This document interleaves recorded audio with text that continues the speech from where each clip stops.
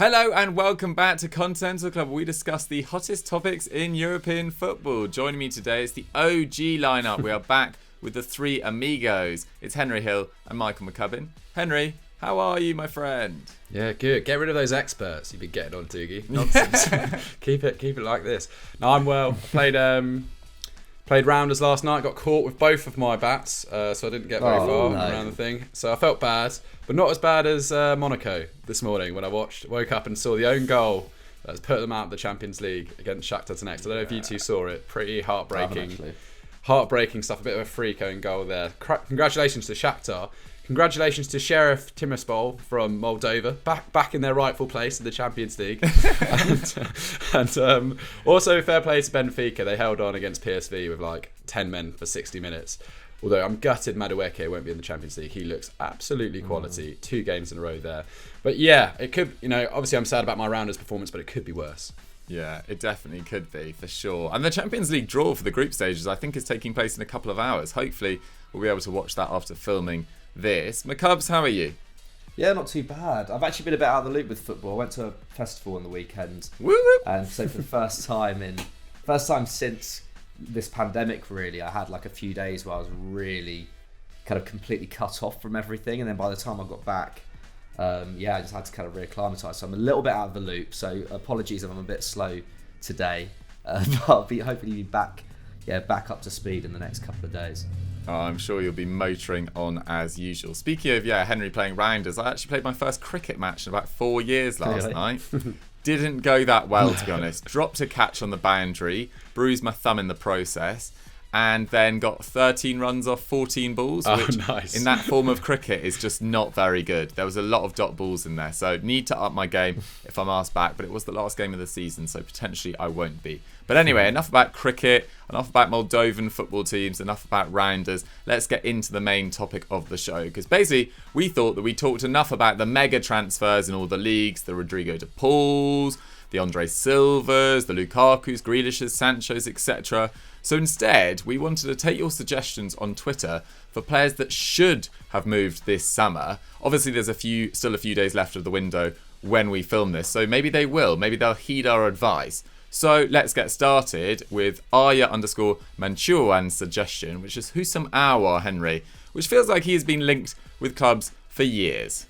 Yeah, you really felt like this was his summer to leave. We've seen Burnley going for Maxwell Cornet, so his dreams have come true. And you thought that maybe Aouar would get that big move he was after too. I mean, although he's only 23, he's made over 170 appearances for Lyon, and we've talked about him almost every summer, haven't we? And around this time, just assuming that someone will go in for him. And it even looks like Lyon are willing to let him leave on loan with an obligation to buy, and that has got fans of Spurs and Arsenal very excited. And I think this is ultimately the problem. Although Fabrizio Romano is claiming that they're going to go after him until the final hours of the window, I've read that representatives have been meeting up in London. Aouar wants to play Champions League football. That's the bottom line. That's sort of the noise out of his camp at the moment. He wants to be playing in the elite competition, and if not, then why wouldn't he stay with Lyon to an extent? Neither Arsenal or Tottenham can offer European football to the level that he's after this season. So it would be a gamble for him to join up with either of those. It might come down to a matter of money, ultimately, because that's where sort of the English clubs certainly have prowess over the majority of the French sides. But if we just look at him again, it's obvious why people should want him. 30 league appearances last term, 7 goals, 3 assists. Actually, his creative numbers, although his overall output was down, his actual sort of shot creating action numbers, I think it's some of the best levels in years. I mean, 0.73 expected goals and assists per 90. So yeah, pushing more of an attacking role. And that doesn't sort of negate from his defensive duties as well. 1.5 tackles and interceptions. He's just a really solid player. 2.3 dribbles per 90, 3.5 shots, 2 key passes. If you're looking for that creative guy, he's definitely the one. And if you haven't seen Lucas Paqueta's goal from last weekend in Lyon's 3-3 draw, Aouar played a really lovely part in that. It was one of the best team goals you'll see. I'm going to say it all season. It was really exciting goal. Just couldn't Lyon stumbling a little bit actually this season so far. As I said, already got 1 assist in 3 games this term, 3.3 shots, 1.73 key passes, 4 dribbles per 90, big numbers, early days though, let's not get too carried away. And yeah, obviously his defensive output is one of his main attributes too. I mean, 8.7 progressive carries. That puts him in the 96th percentile. So he's one of the kind of top 5% for people when it comes to sort of surging his way out of the box. He's just a really exciting player. I'm really surprised that no one's gone in for him, especially if teams if they are looking for a loan with an obligation to buy at the end. They could probably get sort of a €20 million deal. We're seeing sort of good prices being struck all across Europe at the moment. That Mateus Cunha deal that's gone to Atletico Madrid for about €26 million, a striker from Hertha Berlin. That just kind of shows that there is value to be found in the market, and I feel like Aouar is that perfect example of it. If you consider, like last year, I think the Lyon president was looking for in the 50 million mark, and I think that's been rapidly reduced now. So yeah, let's see what happens between now and the end of the window. He's certainly on the cards to remove. It's just surprising that he hasn't been snapped up earlier in the season, because as he's shown already this campaign, he does have quality, which should definitely benefit teams across Europe.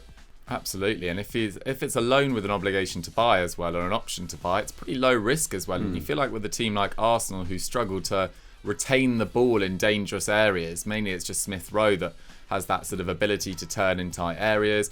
I think Odegaard's going to bring a bit of that as well, but Houssem Aouar would be fantastic as well as an option on that left-hand side or in more central areas as well. He's got that versatility. As you said, maybe a slight drop in his defensive output last term, but that has been very high in the past as well. Just a really well-rounded footballer.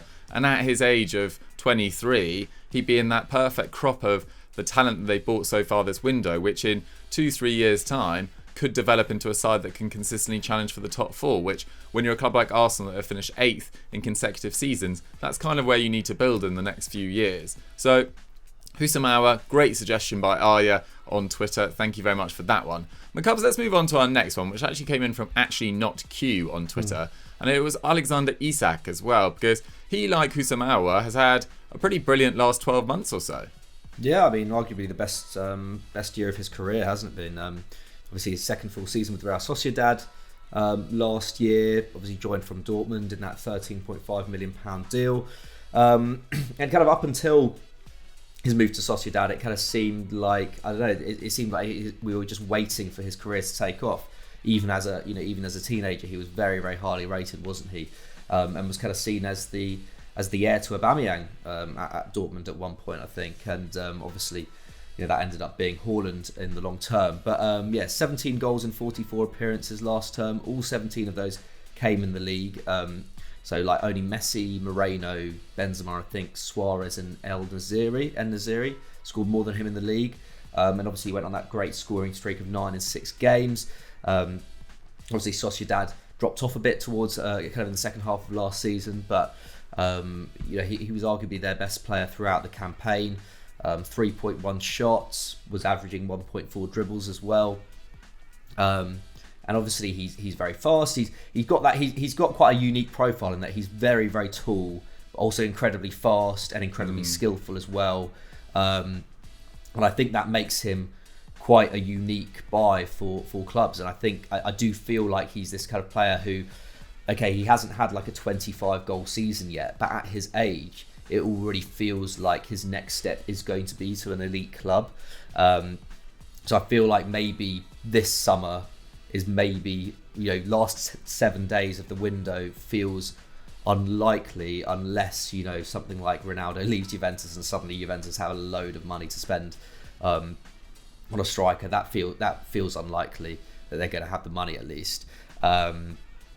Or if Man City were to turn to him last minute if they can't get, say, Ronaldo or someone. And I guess they do have the funds. It just depends whether they want to put their faith in a 21-year-old. But nevertheless, I think whoever gets him will be getting the complete package. We saw that at the Euros, didn't we? He kind of ran that attack, got 2 assists in his 4 appearances, averaged 3.7 shot creating actions. So yeah, I think he's such a big prospect. Signed a new 5-year deal this summer. That removed Dortmund's buyback clause, which was worth €35 million. So they're out of the reckoning.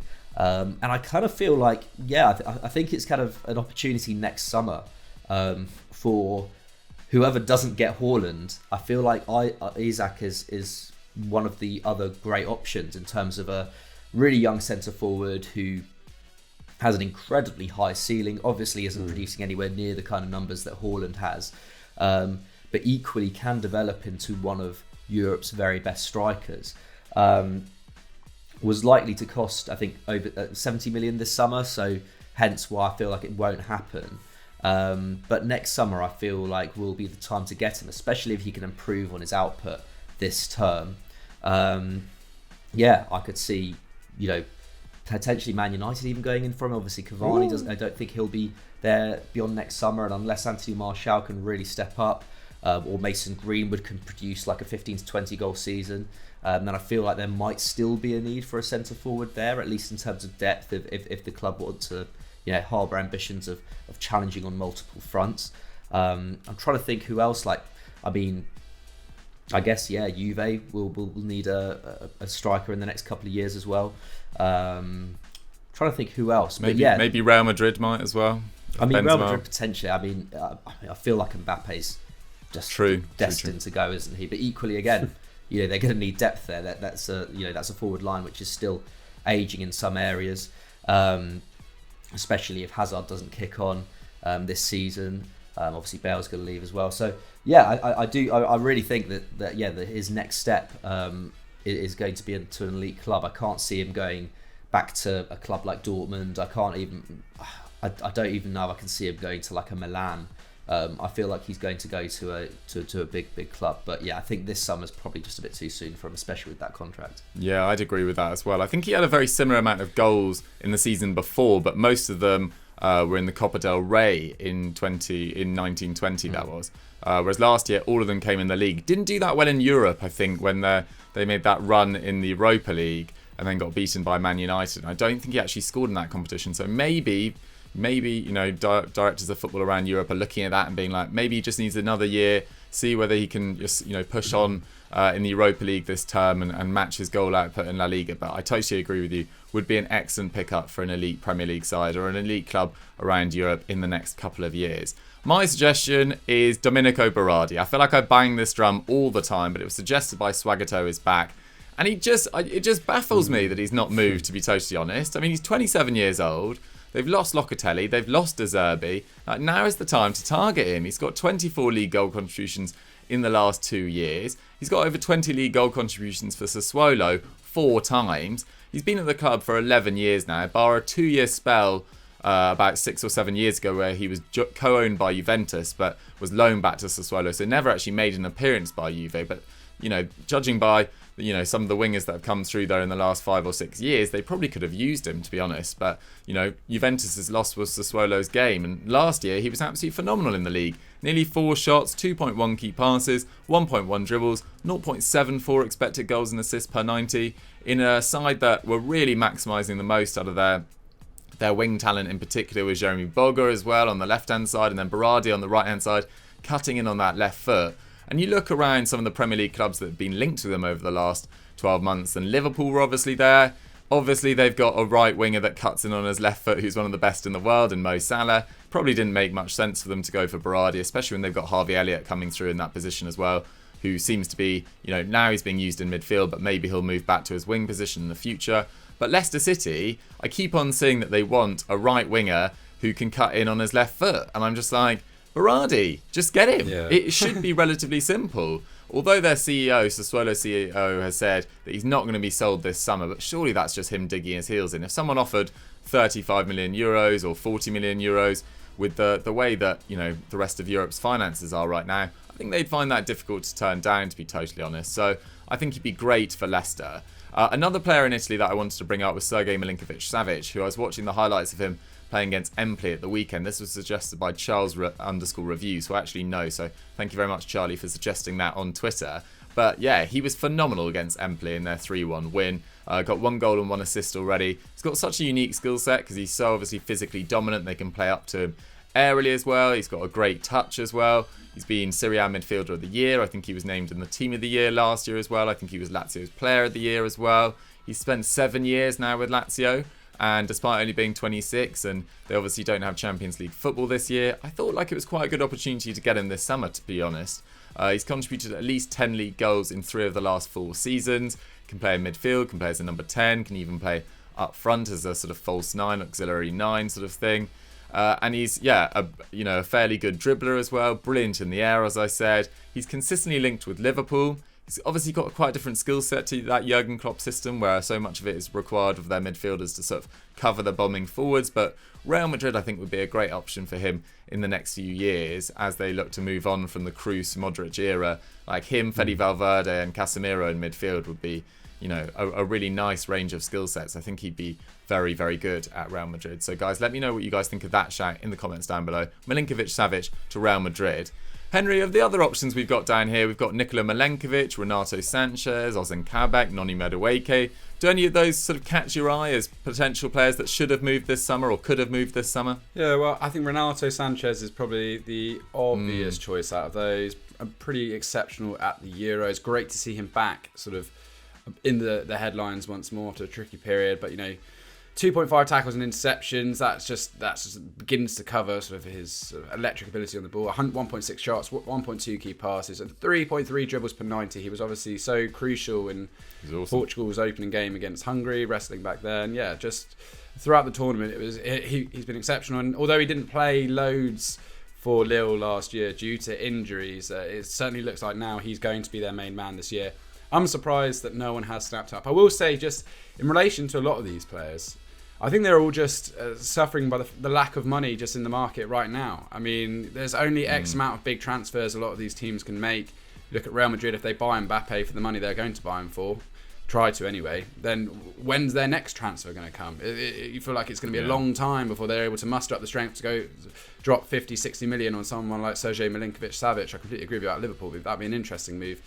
But I think just a lot of these players in any other window may have got their moves, but at the moment there's just only limited amount of funds for players to really go after them at the moment. I mean, Noni Madueke maybe as well. I just saw he just signed a 5-year deal with PSV until 2025 anyway.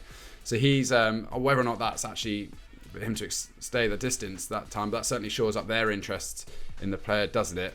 And they've said he was going to 100% stay, and I'm really excited to see how he progresses. But I wouldn't be surprised in 12 months' time if we see clubs go really big in for Madueke, because he's been excellent. I'm just going to throw in one more name. He's not on this list. It's a bit of like a niche one. This is for like the smaller clubs out there to target. Go on. This is, I think you guys will like this. He's called Zinedine Farhat. He plays for Nîmes Olympique. He's like a 28-year-old Algerian attacking midfielder. He put up some of the biggest creative numbers for Nîmes last season in Ligue 1. In fact, he was one of the best creators in Ligue 1. They got relegated. He's been linked with like St Etienne, Rangers. They've been looking at him as well, but no one has gone in for him. He's far too good for Ligue 2. I don't know why no one has touched him yet. I don't know what contract he's on at the moment, but if you look at his numbers, it's frankly outrageous. He doesn't deserve to be there. If any sort of mid to low table team is looking for someone to boost them on, he could be the magic number. So yeah, Zinedine Farhat, that's my other little outside shout, which I'm just throwing in. Nice. Love it. Creative number 10 in France called Zinedine. It can only go one way for sure. Nikola Milenkovic as well, suggested by VIP_786_007. Great ending there.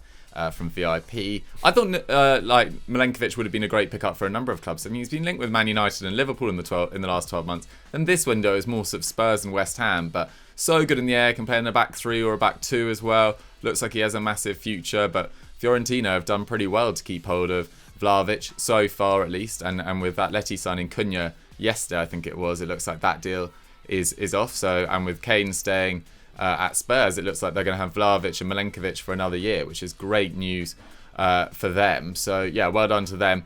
McCubs, another centre-back suggested by Prunea Andri was Ozan Kabak. Like, it's a bit strange that he's still at Schalke, no? Yeah, really strange. Playing in the Bundesliga's fine now. Obviously was all right at Liverpool when he went on loan. Not good enough for them to consider buying him.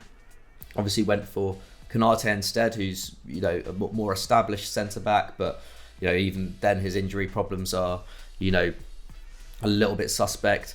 I'm really surprised. Like, this is a guy who was rated at 40 million euros just last year.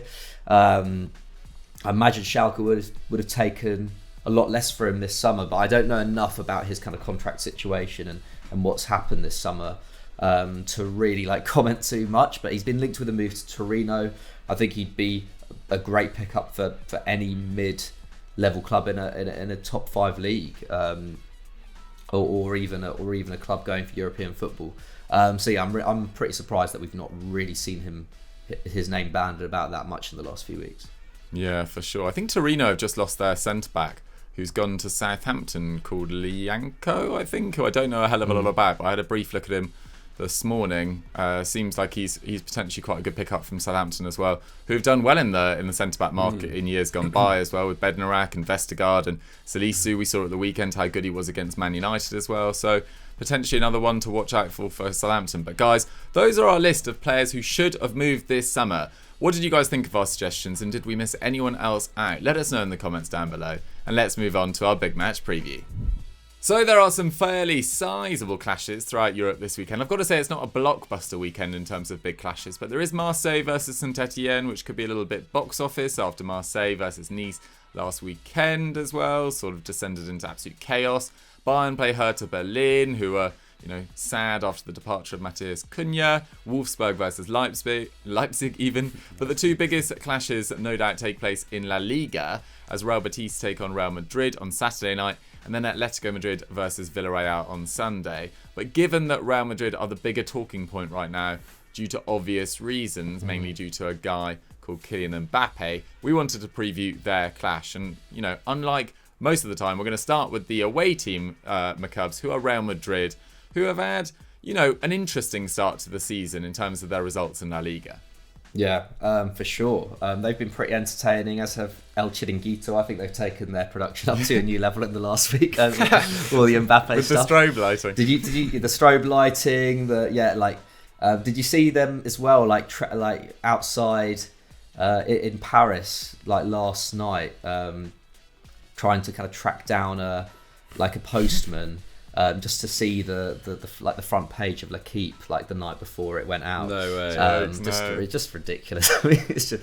But anyway, enough what of that. Show. Yeah, what a show. But and interestingly, I've heard the kind of arguments they've had. I've actually heard those kind of arguments in Spanish bars before. It's quite funny how kind of accurate it is.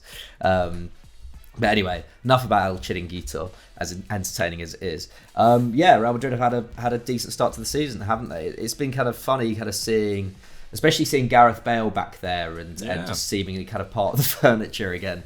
Playing like Vinicius Junior as well has come into really good form, hasn't he? Especially against Levante, I thought he was excellent. They obviously thrashed Alaves 4-1 in a pretty impressive display, second half at least, when all the goals came on the opening weekend. And then the Levante game was just a complete mess, wasn't it? Defensively not up to standard for Real, but all going forward, as I said, Vinicius was superb.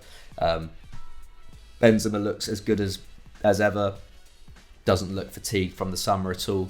I think their attack actually is what's quite promising, because I feel like the defence will sort itself out, especially once we see Ferland Mendy come back in. I hope that will mean that Alaba moves into that left centre back position, and then I kind of see that defence kind of taking on the kind of previous form. Obviously, we've seen Courtois been a bit shaky in the opening couple of weeks as well. Yeah. I feel like his confidence should come back at some point. But I think that the main thing that Madrid fans could be really happy about is 7 goals in the first 2 games. Last season it took them 6 games to score 7 goals. So it just goes to show how well they've started an attack. They're averaging 19.5 shots a game, which is the most in La Liga. It's up from 14.4 last term, and actually their shots against have only risen to 9.5 from 9.4. So in terms of actually quantity of shots they're conceding, not so bad, but I think they've given away some pretty high quality chances in the box, haven't they? Especially from set pieces. So I think take those stats with a bit of a pinch of salt. They haven't come up against any serious opposition, despite Levante looking quite impressive at points on the weekend. Those kind of things will level out. 19.5 shots a game doesn't feel sustainable without an elite creator in the side. But equally, stranger things have happened, and Carlo Ancelotti, did have a knack for getting some pretty good football out of them in his last spell in charge. So who knows? But obviously, what has been dominating, like we were saying, is the Mbappe question. there's 7 days left. No, less than 7 days left now of the window. When this goes out, it'll be 5 days. So who knows, the situation may have developed by the time you're watching this. I feel like it may not in a day. I feel like if anything's going to happen, it's going to be on deadline day. Obviously, that 160 million euro bid was reportedly rejected. Questions as to whether they can go any higher this window, especially if PSG are demanding 220 million, which is kind of, like near enough that Neymar money, isn't it?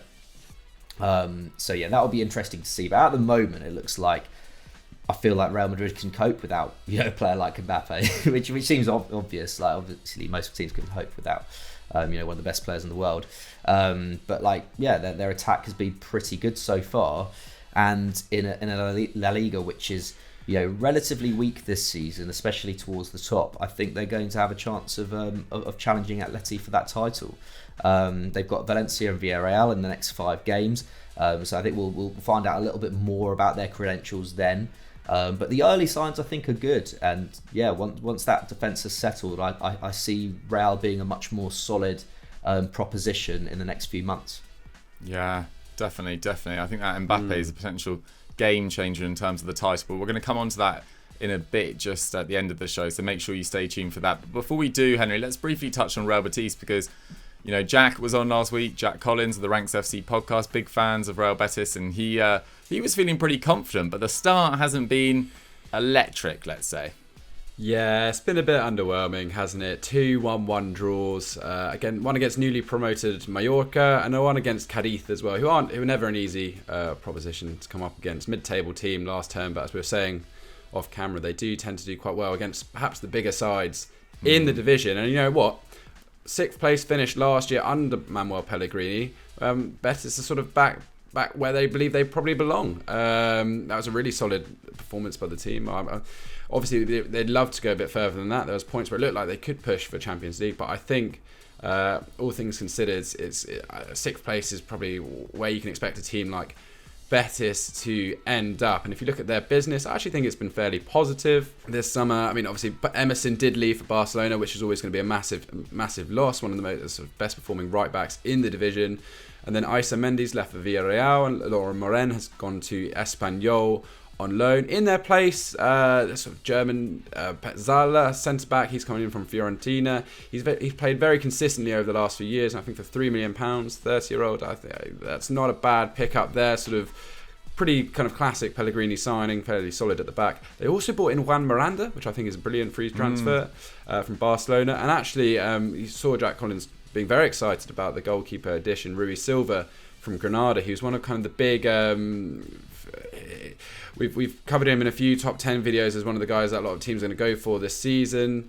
And sure enough, Betis have got their man. Although he is very highly rated, he's got a pretty poor post-shot expected goals ratio. He let in 3 more than he should have. And that's 36 out of a possible 41 keepers in La Liga. I should say that Granada are quite sort of an all-out attack team. So I think we can give him a bit of leeway there. He was probably having to do a lot more than expected. And I think he'll certainly at Real Betis be fortunate to play behind much tighter defence. And the early signs show that already. Just 7 shots against per game at the time of writing. Only Getafe have conceded fewer, and they also average. And going forward, Betis are looking a lot more offensive too. They average 12.5 shots per game. That's the 7th best. So goals should be coming their way.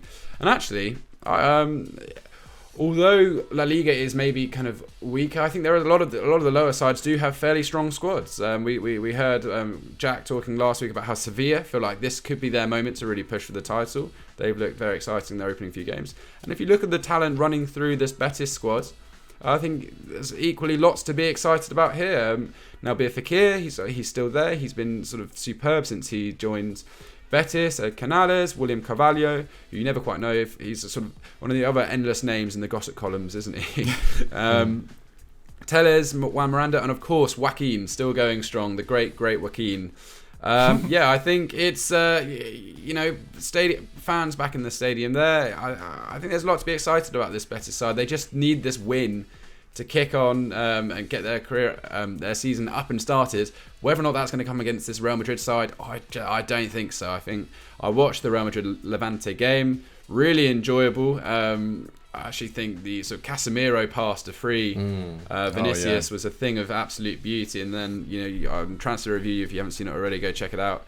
Euro Roundup, in fact, talked about that Vinicius sort of finish for the second goal. Both his finishes were superb.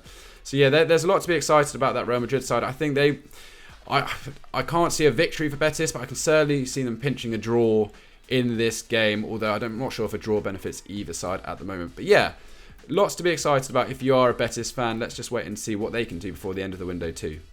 So Henry's going draw. What are you actually saying in terms of score? I'm going to go for a 1-1 draw. 1-1 draw. Another one for Real Betis. Yeah. Interesting. I do think they're a bit short in the striking department. I think Borja Iglesias has been, a bit of an underwhelming signing so far. But if they could get a striker in before the end of the window, maybe they could push and challenge Real Sociedad this season for sort of 5th. I would have thought Sevilla are far too good to be caught, but I'm going to go for a comfortable 2-0 win in this, actually, for Real Madrid. McCubs, are you in agreement with me? I'm going to say 3-1 Madrid.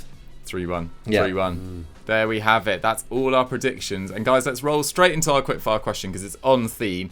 Comes in from Swagato is back. He says, final thoughts on Mbappe to Madrid. Will it happen or not? Now, we've briefly heard McCubs' opinion, Henry, but what's yours? What do you make of this whole situation with Mbappe? You know what? On Eurofootball Daily, on the community feeds, I put out a poll, and 82% of you said that you thought there was no way he was going to Madrid. I'd love to see that now. I'd love to see it now. Probably a little bit of a change, but Leonardo's press conference was very strange. He's sort of saying, yes, he wants to go. Yes, we don't want to stand in as well, but they need to pay. And I did the podcast with Pat yesterday and said, if PSG, and I think he made a really poignant point, he said, if PSG are rejecting 160 million euros for a player of 1 year in his contract, then they're just operating in a different world in terms of their business structure. I think surely that's too good an opportunity to turn down. I'm not sure how much money where Real Madrid could raise that bid to. If you're Mbappe and you're looking at this and you're seeing how much a club is willing to pay if you have 1 year left of your deal, just imagine what you could get as a free agent. That's the only other way that I can think about this too. So yeah, I think this definitely could happen. I like actually the idea of maybe Richarlison or Gabi Jesus to PSG as a replacement. I don't mind either of those as a move. I think this could happen. I think they're playing off against each other at the moment, PSG and Real Madrid, seeing who's going to sort of blink first when it comes to maybe PSG accepting less than they may be originally planning on, or sort of Real Madrid going all out for the transfer. So let's see what happens. Why not? I think this could happen with a few days to go. Really?